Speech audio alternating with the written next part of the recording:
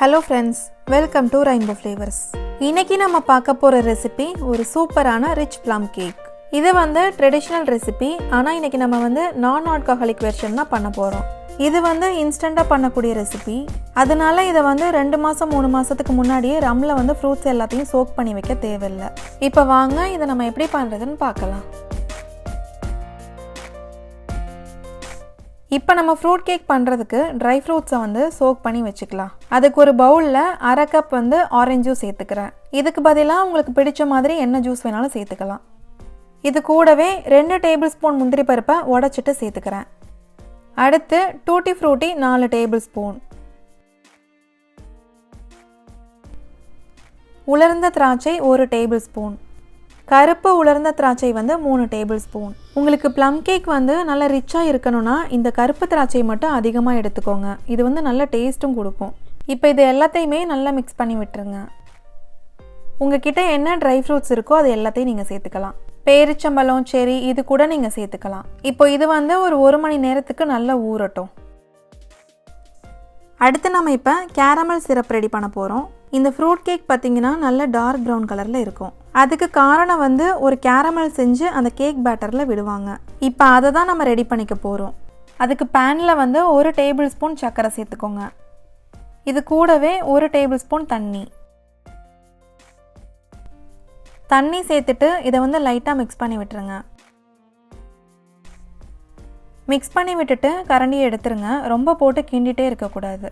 இதை லோ ஃப்ளேமில் வச்சுட்டு கேரமல் ஆகிற வரைக்கும் வெயிட் பண்ணலாம்.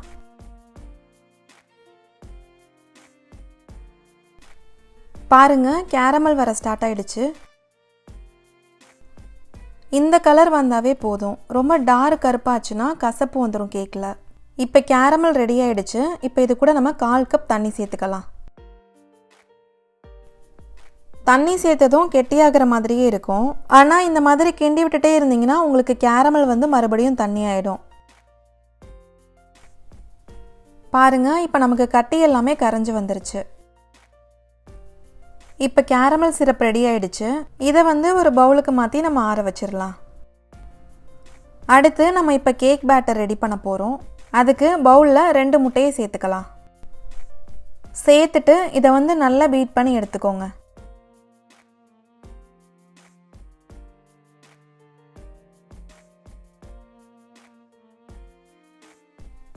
முட்டையை நல்லா பீட் பண்ணியாச்சு. இப்போ இது கூட நம்ம சர்க்கரை சேர்த்துக்கலாம். 3/4 கப் சர்க்கரை சேர்த்துட்டு இதையும் நல்லா பீட் பண்ணி விட்டுடலாம்.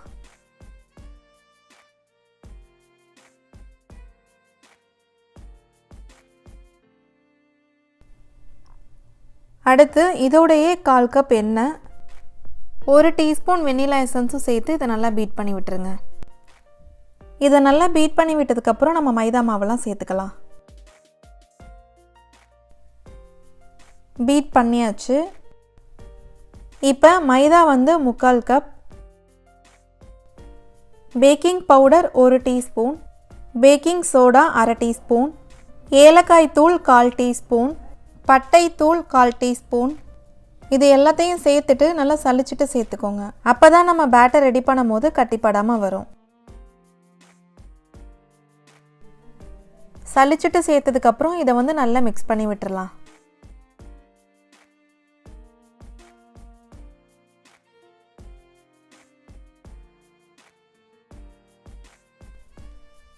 இந்த மாதிரி நல்லா கட்டி இல்லாமல் மிக்ஸ் பண்ணி விட்டுருங்க.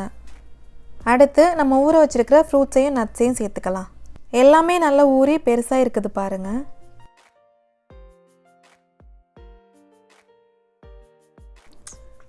இதை ஒரு டைம் நல்லா மிக்ஸ் பண்ணி விட்டுடலாம்.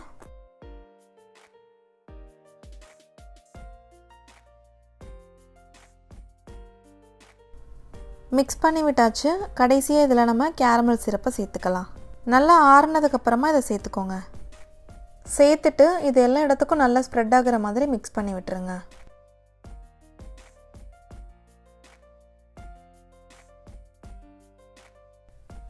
பாருங்கள், கேக் பேட்டர் ரெடி பண்ணியாச்சு. இப்போ இதை நம்ம பேக்கிங் பேனுக்கு மாற்றிடலாம். நான் 9 இன்ச்சில் பேன் எடுத்து வச்சுருக்கேன். பேனோட ஓரத்துலலாம் பட்டர் தடவிட்டு அடியில் பட்டர் பேப்பர் போட்டு வச்சுருக்கிறேன். இப்போ நம்ம கேக் பேட்டரை உள்ளே சேர்த்துக்கலாம்.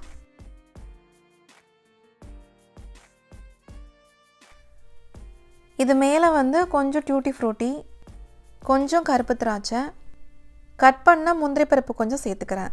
கேக் பேட்டர் ரெடியானதும் அவனை வந்து 350 டிகிரி ஃபாரன்ஹீட்டுக்கு ப்ரீ ஹீட் பண்ணிக்கோங்க. ப்ரீ ஹீட் ஆனதும் பீப் பீப்னு ஒரு சவுண்டு வரும். சவுண்டு வந்ததும் பேனை வந்து அவனுக்குள்ளே வச்சு 40 to 45 மினிட்ஸ் வந்து பேக் பண்ணுங்கள்.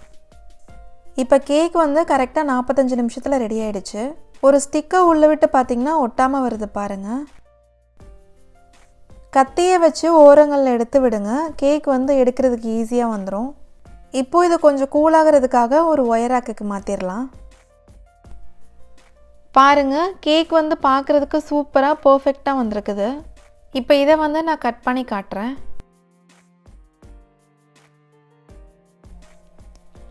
கேக் மேலே கொஞ்சமாக ஸ்ப்ரிங்கிள் சேர்த்துக்கிறேன். இது சேர்க்கும்போது கேக் வந்து பார்க்குறதுக்கு நல்லாயிருக்கும்.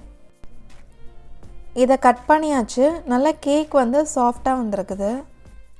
இந்த கேக் ரெசிப்பியை நீங்களும் ட்ரை பண்ணி பாருங்கள். உங்களுக்கு இந்த வீடியோ பிடிச்சிருந்தா மறக்காமல் சேனலையும் சப்ஸ்கிரைப் பண்ணுங்கள். தேங்க்ஸ் ஃபார் வாட்சிங்.